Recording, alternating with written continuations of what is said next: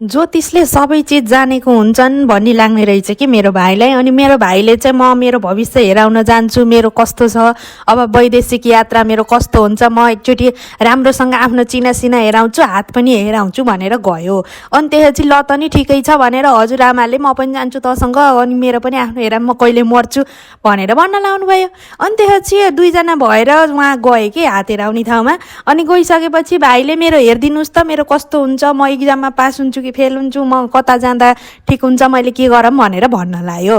अनि उहाँ गएर हेराउने मान्छेले चाहिँ भन्न लाउनु भयो, होइन ठिक छ, हजुरको राम्रै छ, पढाइ पनि राम्रै आइरहेछ, हजुरलाई अझै मेहनत गर्न पर्यो भनेर भन्नुभयो। अनि भाइले के भन्छ त, हुन। अनि अर्को कुरा पनि सोध्न थियो, मलाई यता शरीर टाउको पनि चिलाउँछ, आँखा पनि चिलाउँछ, हात पनि चिलाउँछन्, खुट्टाहरू चिलाउँछन्, यो किन भएर हो, यो के समस्या हो भनेर त्यहाँबाट हेराउने मान्छे उठेर दगुरे, यसलाई बाहिर निकाल, बाहिर लग्न, यसलाई चिलाउने रोग लागेको भनेर घर पठाइदिएछन्।